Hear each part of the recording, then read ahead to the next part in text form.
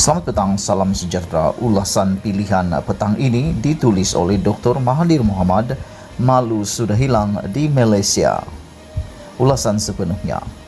Apabila Najib Razak ditegur kerana menyalahgunakan kuasa dan mencuri duit kerajaan, dia akan cuba mengalih perhatian daripada kesalahannya dengan menuduh bahawa saya sebagai Perdana Menteri juga berbuat perkara yang sama. Semasa dia menjadi Perdana Menteri, satu suruhan Siasatan Diraja RCI ditubuhkan untuk menyiasat kononnya saya menyembunyikan kehilangan RM30 bilion oleh Bank Negara. Tetapi RCI itu tidak dapat membuktikan yang saya menyembunyikan kehilangan itu.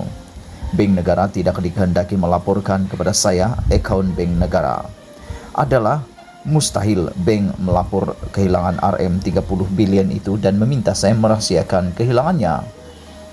Akaun Bank Negara diaudit dan juru audit tentu tak dapat mengesan yang bank menyembunyikan kehilangan ini jika benar dan akan melaporkannya.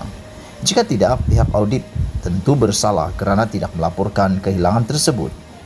Sementara Najib didapati memasukkan wang ke dalam akaunnya, tidak ada satu sen pun daripada wang yang dikatakan disembunyikan itu masuk akaun saya.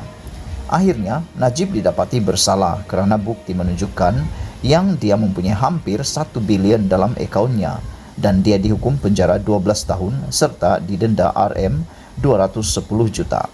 Tidak ada persamaan di antara jenayah yang dilakukan oleh Najib dengan kononnya saya menyembunyikan kehilangan duit Bank Negara sebanyak RM30 bilion. Perlu bayar ganti rugi. Dia merayu kepada Mahkamah Rayuan tetapi hakim bersetuju dengan keputusan Mahkamah Tinggi bahawa Najib bersalah dan hukuman penjara 12 tahun serta denda RM210 juta yang dikenakan kepada Najib diteruskan. Sekarang Najib cuba memburukkan nama saya kerana semasa dalam parti lawan saya menolak projek Forest City di Johor. Projek ini bertujuan membangunkan sebuah bandar mewah dengan selat tebrau dengan menebus gunah tanah.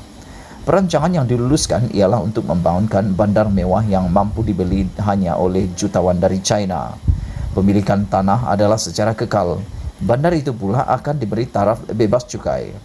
Walaupun penduduk bukan warga negara Malaysia tetapi mereka bebas ke tanah besar Malaysia atau ke Singapura. Saya telah lawat projek itu. Pekerjanya kebanyakan dari China. Berduyun-duyun pelawat datang dari China. Semasa saya buat lawatan, mereka datang untuk membeli rumah-rumah mewah yang akan dibina.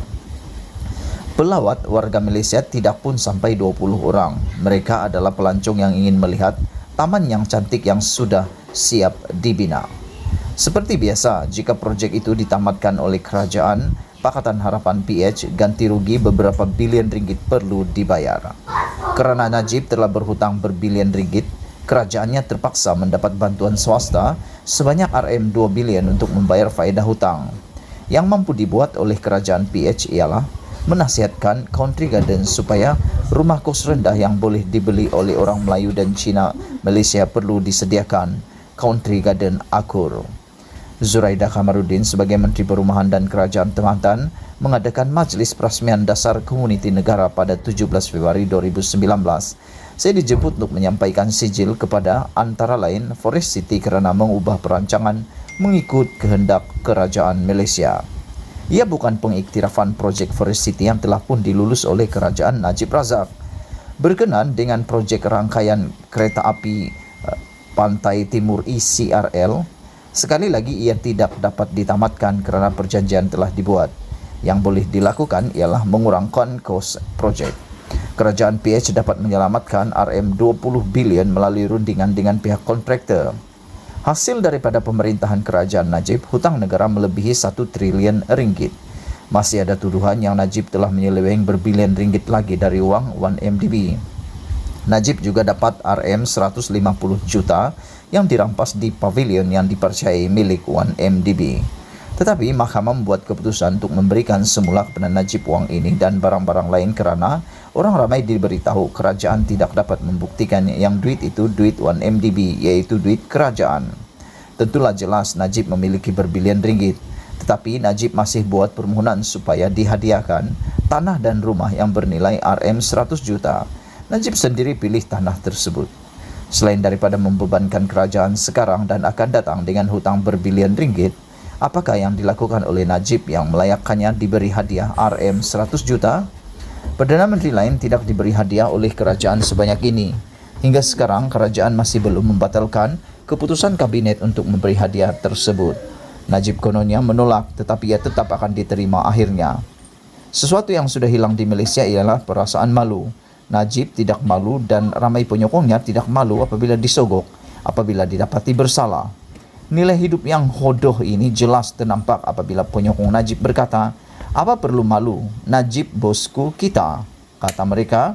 Dengan itu diciumlah tangan Najib, pencuri Melayu Islam. Ditulis oleh Dr. Mahathir Mohamad, bekas Perdana Menteri dan pengerusi Parti Pejuang Tanah Air Pejuang. Tulisan ini diambil dari blog Mahathir dan tidak semestinya mencerminkan pendirian rasmi Malaysia kini. Sekian isu hangat petang ini. Jangan lupa tinggalkan komen Anda, sila tekan butang subscribe dan kita jumpa lagi. Bye-bye.